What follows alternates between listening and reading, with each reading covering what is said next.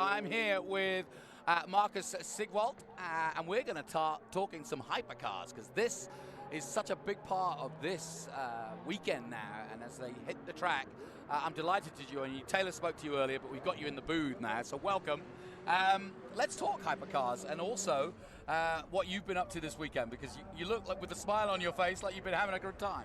Yeah, thank you so much, John, for having me here. So it's a great honor, it's a pleasure to be here at the track. First of all, thanks to Velocity Invitational. The whole scenario here is just great. So guten Tag from Germany. There you go. You are welcome. Yeah, thank you, thank you. So yeah, let's talk about the Hypercar group. We are honored that we are in this group. You know, I think, look at these cars, the Ziesinger and the Zenvo, and we are here with a 1995 car. So our car based on a 1995 chassis, C2 narrow body.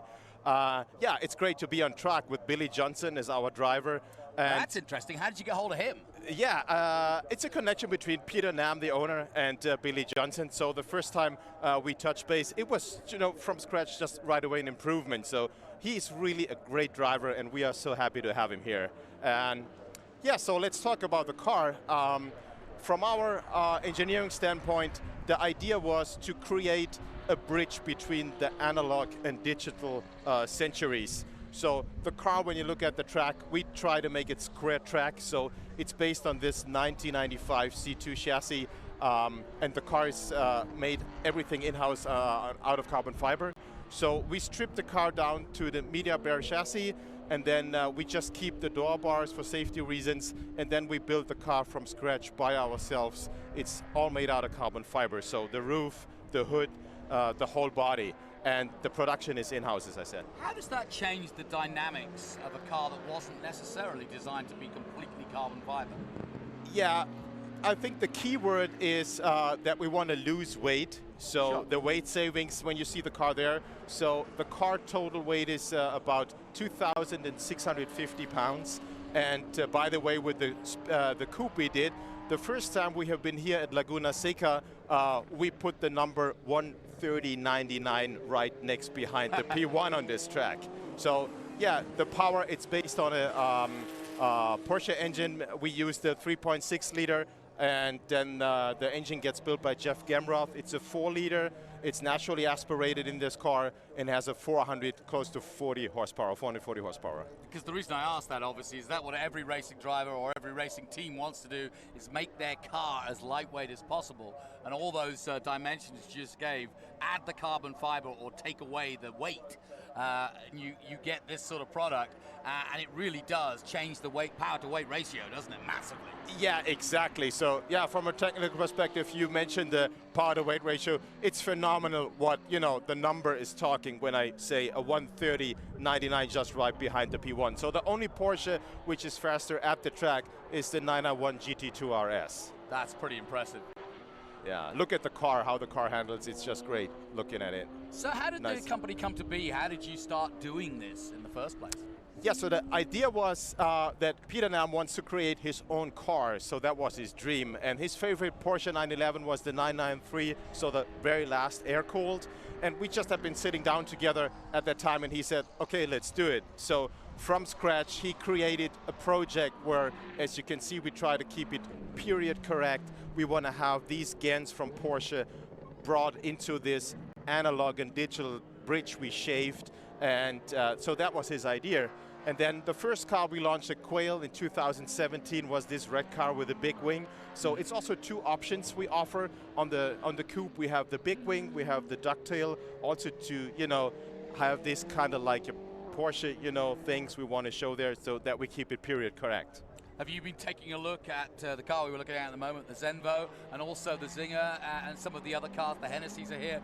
Do you kind of have a quick look at what the competition and what other hypercars Oh yeah, are doing? for sure, and we appreciate it, and the honor to be in this group is, you know, even more means a lot to us, because look at the... This blows my mind, this is wild. It looks odd at first, but when you explain what they're trying to do, which is effectively use the wing as part of the steering, that's interesting too.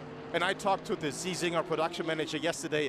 It was just impressive what craftsmanship these guys are doing with this 3D printed, completely upright, including the calipers. So it's just great to see the cars going around the track with us. So what else are you hoping to develop? What are you working on? What kind of other cars are you hoping in the future, the next couple of years, to work with? Yeah, so the 25 cars we do, Speedster and Coupe, we are sold out with these cars, and the new project we showed up here is our Project Tornado, and it's a twin turbo flat six fan, and it's the first production engine with a flat fan. And we work on this project heavily, and we try to bring this car on the track, I'm sure next year.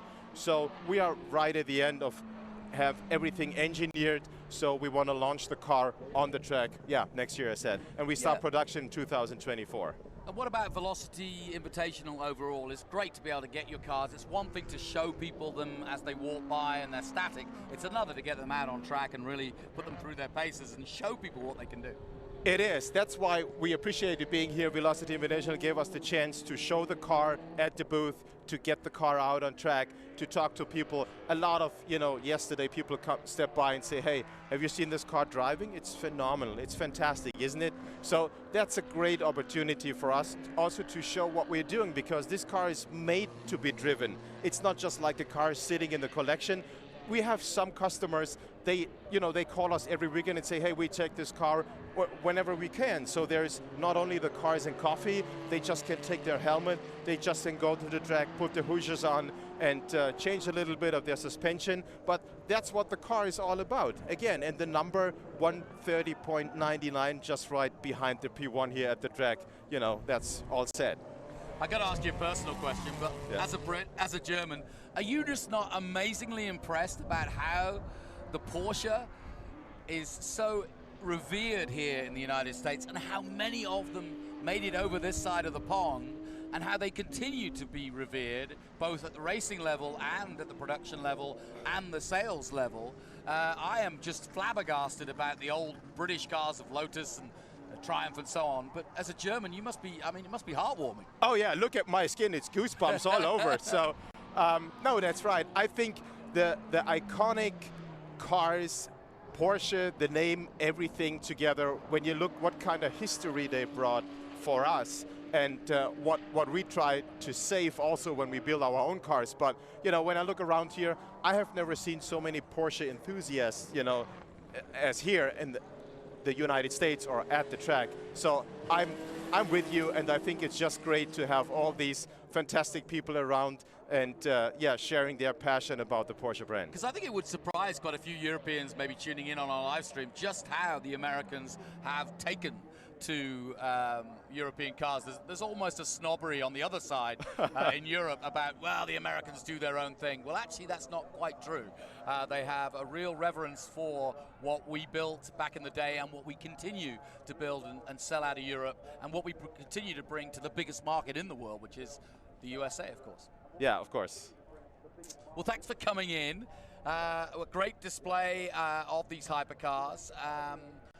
Give a last minute, there's people listening in the paddock. Where can they come and find you? Give us a chance to come and see you. Where can they find you? Yeah, it's just right next to the Camaro section over here. We have this orange Project Tornado showing up just right in the front. So step by, hang out with us, ask us any questions you want. We would love to have you until the event is over. And for those listening on the live stream, how can they find you online? Online, it's the website gunterworks.com. We are based in Huntington Beach, and also Facebook, Instagram, YouTube. Just, Gunterworks, put that in and find us there. Marcus from Gunterworks, thanks for coming in and talking to us. Enjoy the rest of your day. Thank you very much. Thank you. Any other cars that we should know about in the future? I can just say there are a few new projects coming up, so just wait for it and follow us, on Instagram, Facebook, subscribe, and you will gonna see a lot of cool things going on. Perfect. Thanks for coming in, man. I appreciate it. Thank you. Auf Wiedersehen. Auf Wiedersehen. Thank you. Perfect.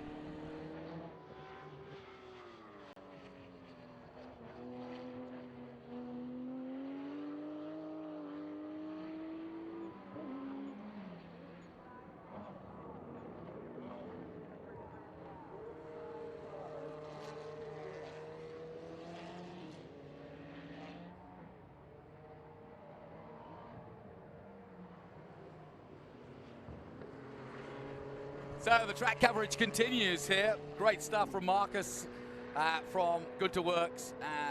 Thank you for sharing what was a very interesting look at that Porsche.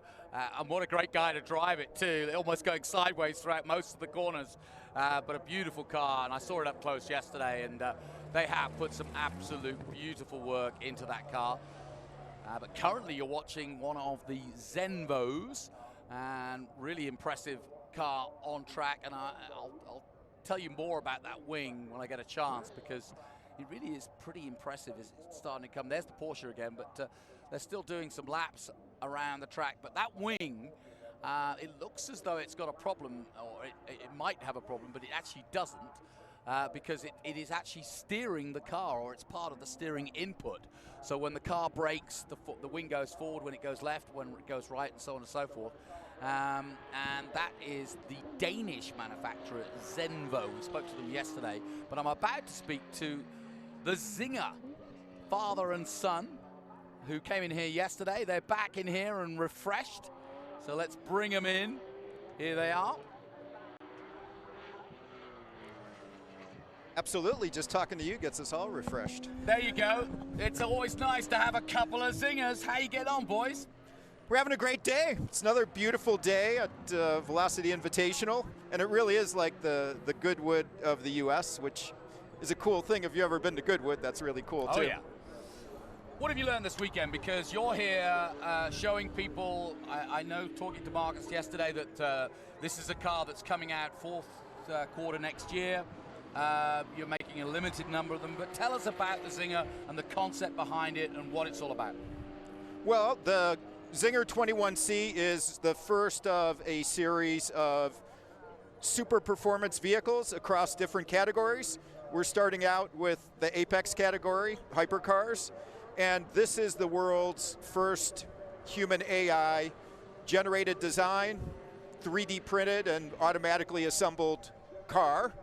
And its purpose is for someone to have a lot of fun and have the capability literally not only to beat the existing hypercar performance records across the spectrum, but completely erase them.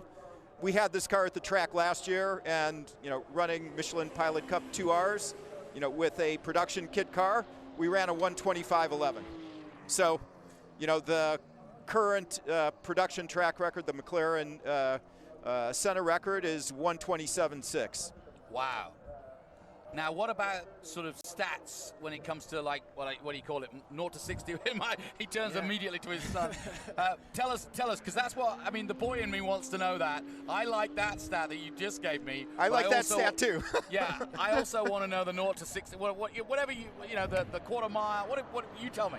Absolutely. So track times for us are really the ultimate prove-it-all function, right? That's the number that matters most. But 0 to 60, we're the leader in that category as well. 1.88 seconds. Wait a minute, repeat that? 1.88 seconds. 0 to 60. Correct. Gosh. Correct. Yeah. Well, so we have, how would blow your toupee off? You know how in Fast and Furious, Yeah. Dom Toretto's always going, I've got the mythical 10-second car? Yeah. Well, this is an 8.1 second quarter-mile car. Yeah, it is, isn't it, really? Yes. Wow. and we're doing that with a powertrain that does 1350 horsepower. So we've got electric motors in the front, we've got the V8 in the rear. That V8 is actually our own design from scratch. So we've made that motor in-house, we've patented that design. Just that combustion engine does 950 horsepower, and we get another 400 out of the EV in the front. Now, I don't know if you know how technical we can get here, but how do you combine the electric motor with the combustion engine from the V8 at the same time to get that full? Yeah, so we can separately deploy each, and then there's actually a third electric motor, not to get too technically, called an MGU, motor generator unit, which acts as the starter for the ICE engine, but can actually put power into the crank of the ICE engine as well. And then we've got torque vectoring. We're able to deploy front wheel power, which we really mainly use when we're coming out of corner exit on the track, or if we're doing those 0 to 60 acceleration type moves. So you're literally talking Formula One capabilities. Yeah, this is an LP, LMP strong hybrid powertrain with torque vectoring, so you're moving torque to the tire surface that can use it. That is unbelievable, really unbelievable. I was just down working with the World Rally Cars down in New Zealand, and it's very similar. They get the chance to use the boost of the electric motors, but they only get a certain amount on each rally stage, but they can do it instantly. And I guess you're not worried about that. You don't have any parameters, but so you can use it from the get-go, and hence that 1.8. You can literally put all wheels out there and all power to the wheels as soon as you want it. But like you said, the torque must be absolutely ridiculous at that point. It's cool. It's cool. Yeah, and then the red car, which we're showing inside in kind of the driver's lounge, that car is less so geared at track records and more so at top speed, but also the Hypercar records that are 0 to some top speed to 0 again. So 0 to 250 to 0, we'll do that in just about 27 seconds, which is taking the current record and shaving multiple seconds off of it as well. I mean, do you set out to go and break those because it's such an accolade and people do like to read those stats, or did that just come with the territory of building the ultimate car? Well, I mean, it's about humans. who wants a car unless you're going to go out and do something with it and compete? And hypercars are about being hyper competitive. Yep. And we're very, very competitive. And we want to create an American performance car brand that, because Lucas and I are both inventors, designers, people that build companies, we want to have this set of tools and create a group of cars, starting with this car, where we can say, hey, this isn't Ford versus Ferrari, this is Zinger versus the world. This is Cleveland Hot Rod Garage meets California Silicon Valley Garage. We created the tools, now we create the cars.